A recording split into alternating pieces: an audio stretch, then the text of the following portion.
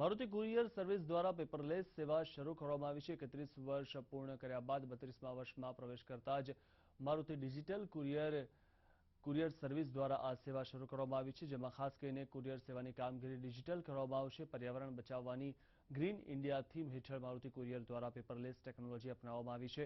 હાલમાં પ્રાથમિક તબક્કાના ભાગરૂપે આ કામગીરી કેટલીક જગ્યાએ શરૂ કરી દેવામાં આવી છે, પરંતુ ટૂંક સમયમાં કુરિયર સેવાને સંપૂર્ણ ડિજિટલાઇઝ અને પેપરલેસ બનાવવામાં આવશે, જેમાં કુરિયરના બિલ મેલ થ્રુ મોકલવામાં આવશે। આ ઉપરાંત મારુતિ કુરિયર દ્વારા ઈ-કોમર્સના વિકાસ સાથે લોજિસ્ટિક ક્ષેત્રમાં પણ પદાર્પણ કરવામાં આવશે, જે અંતર્ગત હાલમાં વેબિક એક્સપ્રેસ લિમિટેડ નામની કંપની પણ શરૂ કરવામાં આવશે, જ્યારે આગામી સમયમાં ઉત્તર ભારતના છેવાડા વિસ્તાર સુધીમાં મારુતિ કુરિયરની સેવા શરૂ કરવામાં આવશે।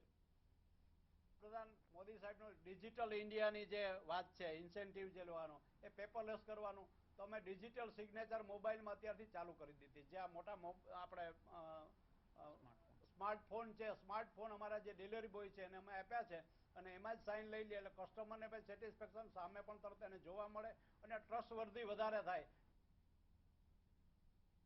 સમાચારોમાં અત્યારે બસ આટલું જ। રજા આપશો। નમસ્કાર।